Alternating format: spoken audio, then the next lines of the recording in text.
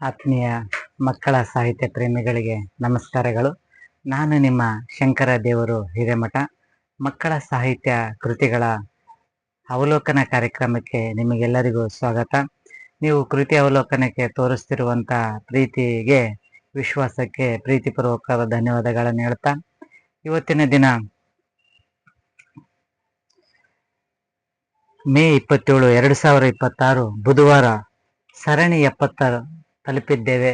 ಸರಣಿ 70ರಲ್ಲಿ 70ನೇ ಸಾಹಿತ್ಯ ಕೃತಿಯಾಗಿ ಶ್ರೀಮತಿ ಸಾವಿತ್ರಿ ದೀಕ್ಷಿತ್ ಅವರು ಬರೆದಿರುವಂಥ ಶಿಕ್ಷಕ ರಕ್ಷಕ ಮಕ್ಕಳ ಕವನ ಸಂಕಲನದ ಪರಿಚಯವನ್ನು ಇವತ್ತು ನಾನು ಮಾಡಿದ್ದೇನೆ. ಮಕ್ಕಳ ಸಾಹಿತಿಗಳಲ್ಲಿ, ವಿಶೇಷವಾಗಿ ಮಕ್ಕಳ ಸಾಹಿತ್ಯ ಲೋಕದಲ್ಲಿ ಶಿಕ್ಷಕರೇ ಹೆಚ್ಚಿನ ಸಂಖ್ಯೆಯಲ್ಲಿ ಮಕ್ಕಳ ಸಾಹಿತಿಗಳಾಗಿರುವುದನ್ನು ನಾವು ಕಾಣಬಹುದು.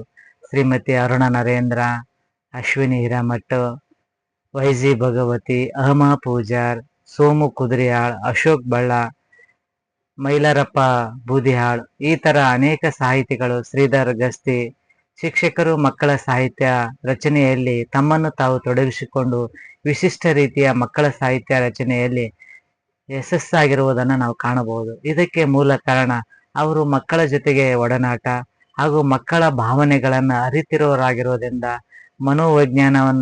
ಮನೋವಿಜ್ಞಾನವನ್ನ ಅಧ್ಯಯನ ಮಾಡಿರುವಂತ ಶಿಕ್ಷಕರಾಗಿರುವ ಕಾರಣ ಮಕ್ಕಳ ಬೇಕು ಬೇಡಗಳನ್ನ ಅರಿತವರಾಗಿ ಮಕ್ಕಳಿಗೆ ಯಾವುದನ್ನು ಕೊಟ್ಟರೆ ಒಲಿತು ಎಂಬ ಪರಿಜ್ಞಾನ ಅವರಲ್ಲಿರುವುದರಿಂದಾಗಿ ಶಿಕ್ಷಕರು ಹೆಚ್ಚಿನ ಸಂಖ್ಯೆಯಲ್ಲಿ ಮಕ್ಕಳ ಸಾಹಿತ್ಯದ ಕಡೆ ಆಸಕ್ತಿಯನ್ನು ಹೊಂದಿದ್ದಾರೆ.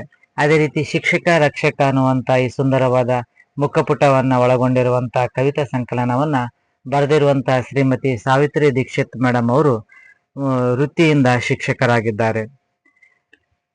ಸರ್ಕಾರಿ ಹಿರಿಯ ಪ್ರಾಥಮಿಕ ಶಾಲೆ TVP ಕ್ಯಾಂಪ್ ನಲ್ಲಿ ವ್ಯಾಸಂಗವನ್ನ ಮಾಡಿರುವಂತ ಇವರು 2006ರಲ್ಲಿ 1997ರಲ್ಲಿ ವೃತ್ತಿ ಜೀವನವನ್ನ ಪ್ರಾರಂಭಿಸಿರುವ ಇವರು ಪ್ರಸ್ತುತ ಗುರುಸಿದ್ದಯ್ಯನ ಮಠದಲ್ಲಿ ಮುಖ್ಯ ಗುರುಗಳಾಗಿ ಸೇವೆಯನ್ನು ಸಲ್ಲಿಸ್ತಾ ಇದ್ದಾರೆ. 28 ವರ್ಷಗಳ ವೃತ್ತಿ ಜೀವನವನ್ನ ಪೂರ್ಣಗೊಳಿಸಿ ಅನುಭವ ಇರುವಂತ ಇವರಿಗೆ ಈಗಾಗಲೇ ರಾಷ್ಟ್ರ ಮಟ್ಟದ ಪುರಸ್ಕೃತ ಶಿಕ್ಷಕರಿಂದ 2012ರಲ್ಲಿ ಶ್ರೇಷ್ಠ ಶಿಕ್ಷಕ ಪ್ರಶಸ್ತಿ ಹಾಗೂ ಉತ್ತಮ ತಾಲೂಕು ಮಟ್ಟದ ಶಿಕ್ಷಕ ಪ್ರಶಸ್ತಿ, ರಾಜ್ಯ ಮಟ್ಟದ ಉತ್ತಮ ಶಿಕ್ಷಕ ಪ್ರಶಸ್ತಿಗಳನ್ನ ಇವರು ಸಾಧನೆಗೆ ಒಲಿದು ಬಂದಿವೆ. ಉತ್ತಮವಾದ ಕಲಿಕೋಪಕರಣಗಳು, ಉತ್ತಮವಾದ ಶಾಲಾ ಆವರಣ ಒಳಗೊಂಡಂತೆ ರಾಜ್ಯ ಮಟ್ಟದ ಸಂಪನ್ಮೂಲ ವ್ಯಕ್ತಿಯಾಗಿ ಸಹ ಸೇವೆ ಸಲ್ಲಿಸಿರುವಂತ ಇವರು ಶಿಕ್ಷಕ ರಕ್ಷಕ ಎನ್ನುವಂತ ಮಕ್ಕಳ ಹಾಡುಗಳನ್ನ ರಚಿಸಿದ್ದಾರೆ. ಈ ಕೃತಿಯನ್ನ ಶ್ರೀ ಶಾರದಾ ಪ್ರಕಾಶನ ಸಿಂಧನೂರ್ ಈ ಕೃತಿಯನ್ನ ಪ್ರಕಟಿಸಿದೆ.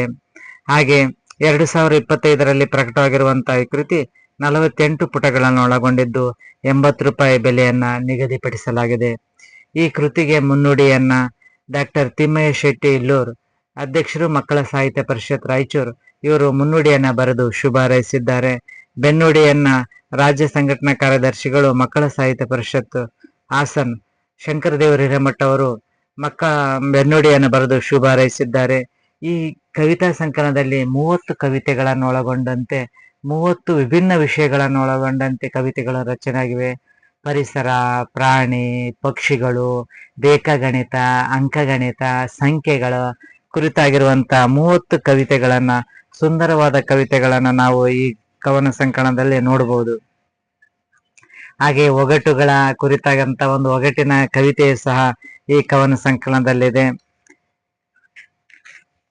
ನವಿಲು, ಅಣ್ಣ ಅಣ್ಣ ಬಾರಣ್ಣ, ನವಿಲನ್ನು ನೋಡಲು ಬಾರಣ್ಣ, ಮಳೆಗಾಲ ಬಂತನ ನವಿಲಿನ ಕುಣಿತ ನೋಡೋಣ, 106 ಕಣ್ಣು ಅದ ಕಣ್ಣ, ಬಣ್ಣ ಬಣ್ಣದ ಗರಿಯಣ್ಣ, ನವಿಲಿನ ನಡಿಗೆ ನೋಡೋಣ, ಕುಣಿಯುತ್ತ ನಿಂತಿದೆ ಕಾಣಣ್ಣ, ಕಾಳನು ಹಾಕೋಣ ಬಾರಣ್ಣ, ಚಂದ ಚಂದದ ನವಿಲಣ್ಣ, ಹಾರುತ್ತ ನಲಿಯುತ್ತ ನಡೆದಿದೆ ಅಣ್ಣ, ಗರಿಗೆದರಿ ನಾಟ್ಯ ನಡೆಸಿದೆ ಅಣ್ಣ, ರೇಷ್ಮೆಯ ಬಣ್ಣ 100 ಕಣ್ಣ, ನೋಡುತ್ತೆ ನಿಂತೆ ಕಾಣಣ್ಣ. ನವಿಲಿನ ವರ್ಣನೆಯನ್ನ ಮಕ್ಕಳಿಗೆ ರಾಷ್ಟ್ರೀಯ ಪಕ್ಷಿ ಆಗಿರುವಂತ ನವಿಲಿನ ಕುರಿತು ವರ್ಣನೆ ಮಾಡುವ ಸಂದರ್ಭದಲ್ಲಿ ಮಕ್ಕಳಿಗೆ ಕಲಿಕೆಗೆ ಉಪಕಾರ ಆಗುವ ರೀತಿಯಾಗಿ ಸಹಾಯಕವಾಗುವ ರೀತಿಯಲ್ಲಿ ಇಲ್ಲಿರುವಂತ ಕವಿತೆಗಳು ರಚನೆ ಆಗಿವೆ. ಅಂದ್ರೆ ನವಿಲನ್ನ ವರ್ಣಿಸುವಂತದ್ದು ಬಣ್ಣ ಬಣ್ಣದ ಗರಿಗಳನ್ನು ಒಳಗೊಂಡಿರುವಂತ ನವಿಲು ಸುಂದರವಾದ ನಾಟ್ಯವನ್ನ ಮಾಡುತ್ತೆ. ಮಳೆ ಬಂದಂತ ಸಂದರ್ಭದಲ್ಲಿ ಖುಷಿಯಿಂದ ಸಂತೋಷದಿಂದ ನಾಟ್ಯ ಮಾಡುವುದ ನವಿಲನ್ನ ನೋಡುವುದೇ ಚಂದ. ಬಾಣ ನವಿಲನ ನೋಡೋಣ ಅನ್ನುವಂತ ಒಂದು ಮಾತು. ಹಾಗೆ ಒಗಟು, ಕೆಂಪು ಮೂಗಿನ ಬಣ್ಣ ಹಸಿರು ರೆಕ್ಕೆ ನನಗಣ್ಣ, ತಿನ್ನುವೆ ನಾನು ಅಣ್ಣ ನಾನು ಯಾರ ಅಣ್ಣ. ಗಿಳಿಯನ್ನು ಕುರಿತಾಗಿರುವಂತ ಒಂದು ಒಗಟಿನ ಹಾಡು. ಅಂಕು ಡೊಂಕು ನಡಿವೆ ಮಳೆಗಾಲ ಇಷ್ಟಪಡಿವೆ, ಗರಿ ಬಿಚ್ಚಿ ಕುಣಿವೆ, 106 ಕಣ್ಣು ಹೊಂದಿರುವೆ, ಎಲ್ಲರ ಮನವ ಸೆಳೆದಿರುವೆ, ನಾನು ಯಾರು ಹೇಳಣ್ಣ. ನವಿಲು ಕುರಿತಾಗಿರುವಂತ ಒಂದು ಕವಿತೆಯ ಮೂಲಕ ಮಕ್ಕಳಲ್ಲಿ ಒಂದು ಸೃಜನಶೀಲ ಗುಣವನ್ನ ಬೆಳೆಸುವಂಥದ್ದು. ಆ ಮೂಲಕ ವಿದ್ಯಾರ್ಥಿಗಳಲ್ಲಿ ಮುಂದೆ ಯಾವ ಪಕ್ಷಿಯ ಕುರಿತಾಗಿ ಕೇಳ್ತಾರೆ ಏನನ್ನುವಂತ ಒಂದು ಕುತೂಹಲನ ಕೆರಳಿಸುವ ನಿಟ್ಟಿನಲ್ಲಿ ಒಗಟಿನ ಗೀತೆ, ಸುಂದರವಾಗಿರುವಂತ ಒಂದು ಗೀತೆಯನ್ನು ರಚಿಸಿದ್ದಾರೆ. ಅಂದ್ರೆ ಇಲ್ಲಿರುವಂತ ಎಲ್ಲ ಬಹುತೇಕ ಕವಿತೆಗಳು ಸಹ ಹಾಡುಗಳಾಗಿವೆ. ಮಕ್ಕಳಿಗೆ ಯಾವ ರೀತಿ ರಂಜನೀಯವಾಗಿ ಹಾಡುಗಳನ್ನ ಹೇಳಿಕೊಡೋದ್ರ ಜೊತೆಗೆ ಈ ಕಲಿಕೆಯನ್ನ ಯಾವ ರೀತಿ ಮಾಡಬಹುದು ಅನ್ನುವಂಥದ್ದನ್ನ ಈ ಲೇಖಕರು ತಮ್ಮ ವೃತ್ತಿ ಜೀವನದಲ್ಲಿ ಆಗಿರುವಂತ ಅನುಭವಗಳು, ಅಪಾರ ಅನುಭವಗಳ ಮೂಲಕ ಮಕ್ಕಳಿಗೆ ಯಾವ ರೀತಿ ಹೇಳಿದ್ರೆ ಕೇಳ್ತಾರೆ ಅನ್ನುವಂತ ಒಂದು ಗುರಿ ಉದ್ದೇಶದೊಂದಿಗೆ ಇಲ್ಲಿರುವ ಕವಿತೆಗಳ ರಚನೆ ಆಗಿವೆ. ಸೊನ್ನೆ ಅನ್ನುವಂಥದ್ದು, ನನ್ನ ಹೆಸರು ಗುಂಡ, ನನ್ನ ಆಕಾರ ದುಂಡ, ನಾನು ಇರುವೆ ಗುಂಡ, ನನ್ನನ್ನು ಸುತ್ತಿದರೆ ದುಂಡ, ನಾನು ಆಗುವೆ ಗುಂಡ. ಬಳೆಯ ಆಕಾರ ಗುಂಡ, ರೊಟ್ಟಿಯ ಆಕಾರ ದುಂಡ, ಭೂಮಿ ನೋಡು ದುಂಡ, ಹುಣ್ಣಿಮೆ ಚಂದಿರ ಗುಂಡ. ನನ್ನನ್ನು ಸೊನ್ನೆ ಅಂತಾರೆ, ನನ್ನನ್ನು ಪೂಜೆ ಅಂತಾರೆ, ನನ್ನನ್ನು ಶೂನ್ಯ ಅಂತಾರೆ, ನನ್ನನ್ನು ಜೀರೋ ಅಂತಾರೆ. ಏನು ಇಲ್ಲ ನಾನು ಎಲ್ಲ ಬಲ್ಲೆ ನೀನು, ಹಿಂದೆ ಇದ್ದರೆ ಖಾಲಿ ನಾನು, ಮುಂದೆ ಇದ್ದರೆ ರಾಜ ನೀನು. ಸೊನ್ನೆ ಅನ್ನುವಂಥದ್ದು ದುಂಡಕ್ ಬರಿ ಅಂತ ಅಂತಿರ್ತೀವಿ, ಸೊನ್ನೆ ಬರಿ ಅಂತೀವಿ, ಪೂಜೆ ಅಂತೀವಿ, ಗುಂಡಕ್ ಬರಿ ಅಂತೀವಿ. ಅದನ್ನೇ ಇಲ್ಲಿ ಕವಿತೆಗಳ ಮೂಲಕ ಕೇಳಂತಾರೆ. ಅಂದ್ರೆ ನಾನು ಇರುವೆ ಗುಂಡ, ಆದ್ರೆ ಸುತ್ತಿದ್ರೆ ದುಂಡಕ್ ಸುತ್ತಿದ್ರೆ ನಾನು ಬರ್ತೀನಿ ಗುಂಡ. ಆಮೇಲೆ ಬಳೆ ಆಕಾರನು ಗುಂಡುಕ, ರೊಟ್ಟಿ ಆಕಾರನು ದುಂಡುಕ, ಭೂಮಿ ಆಕಾರನು ದುಂಡುಕ, ಆಮೇಲೆ ಹುಣ್ಣಿಮೆ ಚಂದ್ರನು ಗುಂಡಕ್ಕಿರ್ತಾನೆ. ಹಾಗೆ ನನ್ನ ಸೊನ್ನೆ ಅಂತಾರೆ, ಪೂಜೆ ಅಂತಾರೆ, ಜೀರೋ ಅಂತಾರೆ, ಶೂನ್ಯ ಅಂತಾರೆ. ಏನಿಲ್ಲ ಅಂದ್ರೆ ನಾನು, ಏನಿಲ್ಲ ಅಂದ್ರೇನೆ ಸೊನ್ನೆ ನಾನು. ಹಾಗೆ ಹಿಂದೆ ಇದ್ರೆ ಖಾಲಿ, ಅದೇ ಮುಂದೆ ಇದ್ರೆ ನಾನು ಸಂಖ್ಯೆಗೆ ರಾಜ ನೀನು ಅನ್ನುವಂಥದ್ದು. ಸೊನ್ನೆಯ ಪರಿಕಲ್ಪನೆ ಹಾಗೂ ಅದರ ಮಹತ್ವವನ್ನ, ಅದರ ವಿಶೇಷತೆಯನ್ನ ಹೇಳಿಕೊಡುವಂತ ಒಂದು ಕವಿತೆ ಇದು. ಅದೇ ರೀತಿ ಹತ್ತರ ಗಮ್ಮತ್ತಿನ ಕುರಿತು ಬಹಳಷ್ಟು ಕವಿತೆಗಳ ರಚನೆ ಆಗಿವೆ. ಅಂತಹ ಕವಿತೆಗಳಲ್ಲಿ ಇದು 10 10 20 ಭೂಮಿಗೆ ಮಳೆ ಬಿತ್ತು, 20 10 30 ಹೊಲವೆಲ್ಲ ಹಸಿ ಆಯಿತು, 30 10 40 ಬೀಜ ಮೊಳಕೆ ಒಡೆಯಿತು, 40 10 50 ರೆಂಬೆ ಕೊಂಬೆ ಬೆಳೆದಿತ್ತು, 50 10 60 ಹೂವು ಕಾಯಿ ಬಿಟ್ಟಿತ್ತು, 60 10 70 ಕಾಳ ಉರುಳಿ ಹಣ್ಣು ಬಿಟ್ಟಿತ್ತು, 70 10 80 ಹಣ್ಣು ವ್ಯಾಪಾರಕ್ಕೆ ಬಂದಿತ್ತು, ವ್ಯಾಪಾರ ಜೋರಾಗಿ ನಡೆದಿತ್ತು, ರೈತನ ಜೇಬು ತುಂಬಿತ್ತು, 10ರ ಆಟ ಮುಗಿದಿತ್ತು, ಮನಕ್ಕೆ ಖುಷಿಯೂ ಆಗಿತ್ತು. ಇಲ್ಲಿ 10ಕ್ಕೆ 10 ಕುಡಿಸಂತ ಹೋದಂತೆ ಮಗುವಿಗೆ ಆ ಬೀಜವನ್ನ ಬೆಳೆಸುವಂಥದ್ದು, ಪರಿಸರ ಪ್ರೇಮವನ್ನ ಬೆಳೆಸುವಂಥದ್ದು, ಪರಿಸರ ಜೊತೆಗೆ ಸಂಖ್ಯೆಯ ಗುಣವನ್ನ, ಅದರ ಚಮತ್ಕಾರನ ಹೇಳ್ಕೊಂತ ಹೋಗೋದು. 10 10 ಅಂದ್ರೆ ಭೂಮಿಗೆ ಮಳೆ ಬೀಳುತ್ತೆ, ಆಮೇಲೆ 10 30 ಹೊಲ ಹಸಿ ಆಗುತ್ತೆ, 40 ಬೀಜ ಹಾಕಿದ್ದು ಮೊಳಕೆ ಬರುತ್ತೆ, 50 ರೆಂಬೆ ಕೊಂಬೆ ಬೆಳಿತೈತೆ, 60 ಹೂವು ಕಾಯಿ ಬಿಡುತ್ತ, 70 ಹಣ್ಣು ಬರುತ್ತೆ, 80 ವ್ಯಾಪಾರಕ್ಕೆ ಹೋಗ್ತಾರೆ, 90 ರೈತನ ಜೇಬು ತುಂಬುತ್ತು, 10ರ ಆಟ ಮುಗಿದಿತ್ತು, ಮನೆಗೆ ಸಂತೋಷ ಆಗಿತ್ತು. ಅಂದ್ರೆ ರೈತನಿಗೆ ಖುಷಿ ಆಯ್ತ. ಹಾಗೆ ಒಂದು ಬೀಜ ಮೊಳಕೆ ಒಡೆದು ಮರ ರೆಂಬೆ ಕೊಂಬೆ ಬೆಳೀತು, ಹೂವು ಬಿಟ್ಟು ಹಣ್ಣು ಕಾಯಿ ಆಗಿ ಹಣ್ಣಾಗುವಂಥದ್ದು, ಅದನ್ನ ಮಾರಾಟ ಮಾಡುವಂಥದ್ದು. ಇದರಲ್ಲಿ ನಾವು ವಾಣಿಜ್ಯ ಬೆಳೆಗಳು ಹಾಗೂ ತಿನ್ನುವಂಥದ್ದು, ವ್ಯಾಪಾರ, ಮಾರಾಟ, ಈ ಎಲ್ಲ ಕಲ್ಪನೆಗಳನ್ನ ಮಕ್ಕಳಿಗೆ ತಿಳಿಸುವಂತ ನಿಟ್ಟಿನಲ್ಲಿ ಈ ಕವಿತೆ ಹೆಚ್ಚು ಪ್ರಾಶಸ್ತ್ಯವನ್ನ ಪಡೆಯುತ್ತೆ. ಅಂದ್ರೆ ನಾವು ಮಾರಾಟ ಮಾಡುವಂಥದ್ದು, ಮಕ್ಕಳಿಗೆ ತಿಳಿಸುವಂಥದ್ದು, ನಾವು ಮೇಳಗಳನ್ನ ಮಾಡ್ತೀವಿ, ಮೇಳಗಳ ಮೂಲಕ ಮಕ್ಕಳಿಗೆ ವ್ಯವಹಾರಿಕ ಪ್ರಜ್ಞೆಯನ್ನ ಬೆಳೆಸ್ಬೇಕಂತೀವಿ. ಅದೇ ರೀತಿ ಪದ್ಯದ ಮೂಲಕನೂ ಸಹ ಮಗುವಿಗೆ ವ್ಯವಹಾರಿಕ ಜ್ಞಾನವನ್ನ ಮೂಡಿಸುವ ನಿಟ್ಟಿನಲ್ಲಿ ಈ ಕವಿತೆ ಸುಂದರವಾಗಿ ರಚನೆ ಆಗಿದೆ. ಹಾಗೆ ಕನ್ನಡದ ಪುತ್ರಿ ಅನ್ನುವಂತ ಕವಿತೆಯಲ್ಲಿ ಕನ್ನಡ ನೆಲದೆ ಜನ್ಮವ ಪಡೆದು, ಕನ್ನಡ ತಾಯಿಯ ಮಗಳಾಗಿ ನಿಂದು, ಕನ್ನಡ ವನಸಿರಿಯಲ್ಲಿ ಬೆಳೆದು, ಕನ್ನಡ ಕಂಪನ ಸವೆದು, ಕನ್ನಡ ಜನರ ಗುಂಪಲಿನಿಂದು ಕನ್ನಡ ಶಾಲೆಯ ವಿದ್ಯೆಯ ಪಡೆದು ಕನ್ನಡ ನಾಡ ಪ್ರಜೆಯಾಗಿ ಮೆರೆದು ಕನ್ನಡ ಸೇವೆಗೆ ಮಣಿದು ಕನ್ನಡ ಜನತೆಯ ಮಕ್ಕಳ ನೆನೆದು ಕನ್ನಡ ನೆಲದಲ್ಲಿ ದುಡಿದು ಕನ್ನಡ ಜಲವ ಕುಡಿದು ಕನ್ನಡ ಭಾಷೆಯ ಬೆಸೆದು ಕನ್ನಡ ಐಸಿರಿ ಸವೆದು ಕನ್ನಡ ಐಕ್ಯತೆ ಸೆಳೆದು ಕನ್ನಡ ಮಾತೆಯ ನೆನೆದು ಕನ್ನಡ ಬಾವುಟ ಹಿಡಿದು ಕನ್ನಡ ರಥವ ಎಳೆದು ಕನ್ನಡ ಉಸಿರು ನನ್ನದು ಕನ್ನಡ ಹಸಿರು ನನ್ನದು ಕನ್ನಡ ಮಡಿಲಲ್ಲಿ ಮಡಿದು ಅನಂತ ಕನ್ನಡ ಭಾಷೆ ಕನ್ನಡ ನಾಡು ನುಡಿಯಲ್ಲಿ ಬದುಕಿ ಬಾಳಿ ಅಲ್ಲೇ ಮಡಿದು ಕನ್ನಡ ಪ್ರೀತಿಯನ್ನ ಹತ್ಕೊಂಡು ಕನ್ನಡ ಭಾಷೆಯನ್ನ ಮುದ್ದಿಸುತ್ತಾ ಕನ್ನಡ ಭಾಷೆಯೊಂದಿಗೆ ಇರುವಂತ ಒಡನಾಟವನ್ನ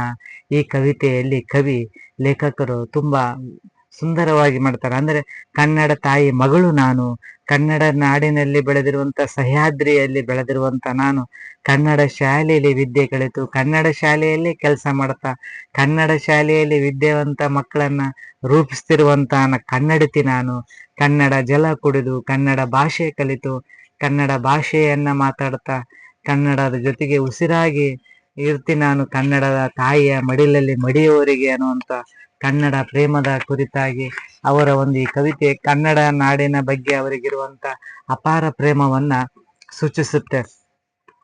ಅಂದ್ರೆ ಕೇವಲ ಮಾಡುವಂತ ಕೆಲಸದಲ್ಲಿ ಸಂಬಳಕ್ಕಾಗಿ ಮಾಡುವಂತ ಕೆಲಸ ಅಂತ ತಿಳಿದೆ, ಕನ್ನಡಕ್ಕಾಗಿ ಮಾಡುವಂತ ಕೆಲಸ ಇದು, ಮಕ್ಕಳಿಗಾಗಿ ಶಾಲಾ ಮಕ್ಕಳಿಗಾಗಿ ಮಾಡುವಂತ ಕೆಲಸ ಇದು. ಅವ್ರಿಗೆ ಎಷ್ಟು ಅನುಕೂಲ, ಏನೆಲ್ಲ ಉಪಯೋಗ ಮಾಡ್ಬೇಕು, ನಾನು ಯಾವೆಲ್ಲ ಮೂಲಕ ಕಲಿಸ್ಬೇಕು, ಹಾಡಿನ ಮೂಲಕ ಕಲಿಕೆ ಆಗ್ಬೇಕು ಅನ್ನುವಂಥ ನಿಟ್ಟಿನಲ್ಲಿ ಸುಂದರವಾದ ಕವಿತೆಗಳನ್ನ ರಚಿಸಿದ್ದಾರೆ. ಹಾಗೆ ಚಂದಮಾಮ ಅನ್ನುವಂತ ಒಂದು ಕವಿತೆಯಲ್ಲಿ ಚಂದಮಾಮ ಚಂದಮಾಮ ಅಂದದ ಚಕ್ಕುಲಿ ಮಾಮ, ಬೆಳದಿಂಗಳ ಬೆಳಕನ್ನು ಚೆಲ್ಲುವೆ, ಮಿಂಚಿನಂತೆ ಮಿಂಚಾಗುತ್ತಿರುವೆ, ಚಿಕ್ಕವನಾಗಿ ದೊಡ್ಡವನಾಗುವೆ, ಮಕ್ಕಳಿಗೆಲ್ಲ ಮಾವನಾಗಿರುವೆ, ಹಗಲಿನಲ್ಲಿ ಮಾಯವಾಗುವೆ, ഇരുಳಿನಲ್ಲಿ ಮಿನುಗುತ್ತಿರುವೆ, ಜನತೆಗೆ ವಿಶ್ರಾಂತಿ ಕೊಡುತ್ತಿರುವೆ, ಶಾಂತಿ ಪ್ರೀತಿಗೆ ಗಳಿಸಿರುವೆ, ಶ್ರೀರಾಮನಿಗೆ ಬೇಕಾಗಿರುವೆ, ಶ್ರೀಕೃಷ್ಣನಿಗೆ ಜಲದಲ್ಲಿ ಕಂಡಿರುವೆ, ಯುಗ ಯುಗಾದಿ ನೀ ಆಗಸದಿರುವೆ, ಧರೆಯಲ್ಲಿ ನಿಂತು ನಾ ನಿನ್ನ ನೋಡುತ್ತಿರುವೆ.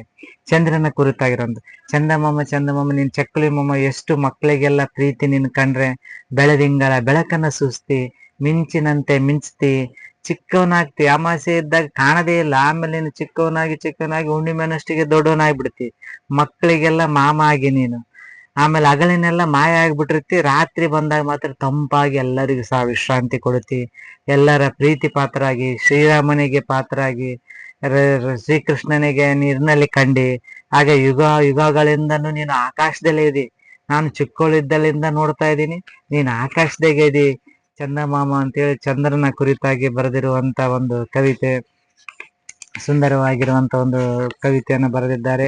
ಹಾಗೆ ಕನ್ನಡದ ಹಿರಿಮೆ ಅನ್ನುವಂತ ಒಂದು ಮತ್ತೊಂದು ಕವಿತೆಯಲ್ಲಿ ಕನ್ನಡದ ಪ್ರೀತಿಯ ಕುರಿತಾಗಿ ಬರೆದಿರುವಂಥದ್ದು, ನನ್ನ ಉಸಿರು ಕನ್ನಡ, ನನ್ನ ಪ್ರಾಣ ಕನ್ನಡ, ನನ್ನ ಭಾಷೆ ಕನ್ನಡ, ನನ್ನ ದೈವ ಕನ್ನಡ, ಕನ್ನಡ ಕನ್ನಡ, ಬಾಳ ಪಯಣ ಕನ್ನಡ, ಬಾಳ ಜ್ಯೋತಿ ಕನ್ನಡ, ಬಾಳ ಸಿರಿಯು ಕನ್ನಡ, ಬಾಳ ಬುತ್ತಿ ಕನ್ನಡ, ಕನ್ನಡ ಕನ್ನಡ ಕನ್ನಡ, ನಾಡ ಗೀತೆ ಕನ್ನಡ, ನಾಡ ಜನತೆ ಕನ್ನಡ, ನಾಡ ಮಮತೆ ಕನ್ನಡ, ನಾಡ ಹಣತೆ ಕನ್ನಡ, ಕನ್ನಡ ಕನ್ನಡ. ನಾವು ಕನ್ನಡ ಭಾಷೆಯ ಕುರಿತಾಗಿ ನಮ್ಮ ಉಸಿರು ಕನ್ನಡ ಭಾಷೆ, ಪ್ರಾಣ ಕನ್ನಡ, ನಾವು ಆಡುವ ಭಾಷೆ ಕನ್ನಡ, ದೈವ ಕನ್ನಡ, ಹಾಗೆ ಬಾಳ ಪಯಣವೂ ಸಹ ಕನ್ನಡ, ಬಹಳ ಜ್ಯೋತಿಯೂ ಕನ್ನಡ, ಬಹಳ ಸಿರಿಯೂ ಕನ್ನಡ, ಬಹಳ ಬುತ್ತಿಯೂ ಸಹ ಕನ್ನಡ, ನಾಡಗೀತೆಯಾಗಿ ನಾಡ ಜನತೆಗೆ ಕನ್ನಡ, ನಾಡ ಮಮತೆಯೊಂದಿಗೆ ಬಾಂಧವ್ಯ ಭಾಷೆಯಾಗಿ, ಬಂಧನ ಭಾಷೆಯಾಗಿ, ಪ್ರೀತಿಯ ಭಾಷೆಯಾಗಿ, ಜನರ ಜನಿತ ಭಾಷೆಯಾಗಿ, ಜೀವದ ಭಾಷೆಯಾಗಿ ನಮ್ಮನ್ನೆಲ್ಲ ಆವರಿಸಿಕೊಂಡಿರುವಂತ ಕನ್ನಡ ಕನ್ನಡ ಕನ್ನಡ ಅನ್ನುವಂತ ಒಂದು ಕವಿತೆಯಲ್ಲಿ ಹಾಡಿನ ಮೂಲಕ ಕನ್ನಡ ಭಾಷೆಯ ವರ್ಣನೆಯನ್ನ ಇಲ್ಲಿ ಲೇಖಕರು ಮಾಡಿದ್ದಾರೆ. ಇಲ್ಲಿರುವಂತ 30 ಹಾಡುಗಳು ಸಹ ಅವರು ಬಾಲ್ಯದಲ್ಲಿ ಮಾಡಿರುವಂತ, ಮಕ್ಕಳು ಮಾಡುವಂತ, ಬಾಲ್ಯದಲ್ಲಿ ಮಾಡುವಂತ ತುಂಟಾಟ, ಹಾಡು, ಕುಣಿತ, ಆಟ ಪಾಠ, ನೋವು ನಲಿವು, ಹುಡುಗಾಟ, ಕೋಪ, ನಿರಾಸೆ, ತಾತ್ಸರ ಮುಂತಾದ ಭಾವನೆಗಳನ್ನ ಕವಿತೆಯಲ್ಲಿ ಮಾಡುವಂತ ಹಿಡಿದಿಡುವಂತ ಪ್ರಯತ್ನ ಮಾಡಿದ್ದಾರೆ. ಪಾರ್ವತಿ ಕಂದ ಧರೆಗೆ ಬಂದ ನಗುತ ನಿಂತ ಅನ್ನುವಂತ ವಿನಾಯಕನ ಕುರಿತಾಗಿರುವಂತ ಕವಿತೆ. ಹಾಗೆ ಮಂಗಣ್ಣ ಗಿಡ ಗಿಡಕ್ಕೆ ಆರಣ್ಣ, ಕಾಯಿಗಿ ಕಡಿಯಣ್ಣ, ಸಿಪ್ಪೆ ಗಿಪ್ಪೆ ಉಗಿಯಣ್ಣ, ಹಣ್ಣು ಗೆಣ್ಣು ತಿನ್ನಣ್ಣ ಅನ್ನುವಂತ ಮಂಗದ ಕುರಿತಾಗಿರುವಂತ ಕವಿತೆ.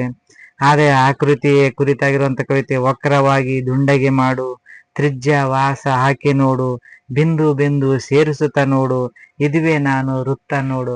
ರೇಖಾಕೃತಿಗಳ ಕುರಿತಾಗಿರುವಂತ ತ್ರಿಭುಜ, ಚೌಕ, ಆಯತ ಕುರಿತಾಗಿರುವಂತ ಕವಿತೆಗಳನ್ನು ಸಹ ನಾವು ಇದರೊಳಗೆ ನೋಡಬಹುದು. ರೇಖಾಕೃತಿಗಳ ಕುರಿತಾಗಿ ಕವಿತೆಗಳನ್ನ ರಚಿಸೋದು ಬಹಳ ಕಷ್ಟ. ಆದ್ರೂ ಸಹ ರೇಖಾಕೃತಿಗಳ ಕುರಿತು, ಆಕೃತಿಗಳ ಕುರಿತು, ಉದ್ದಗಳ ಲಕ್ಷಣ, ರೇಖಾಕೃತಿಗಳ ಲಕ್ಷಣ ಕುರಿತು ಕವಿತೆಗಳನ್ನು ರಚಿಸಿದ್ದಾರೆ.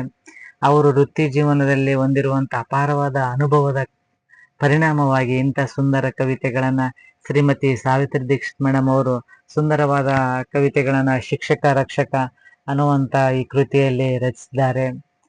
ಆತ್ಮೀಯ ಮಕ್ಕಳ ಸಾಹಿತ್ಯ ಪ್ರೇಮಿಗಳೇ, ಈ ಕೃತಿಯನ್ನ ಕೊಂಡು ಓದುವ ಮೂಲಕ, ಮಕ್ಕಳ ಸಾಹಿತ್ಯ ಕೃತಿಗಳನ್ನ ಕೊಂಡು ಓದುವ ಮೂಲಕ ಮಕ್ಕಳ ಸಾಹಿತ್ಯ ಲೋಕವನ್ನ ಸಮೃದ್ಧಗೊಳಿಸಬೇಕು.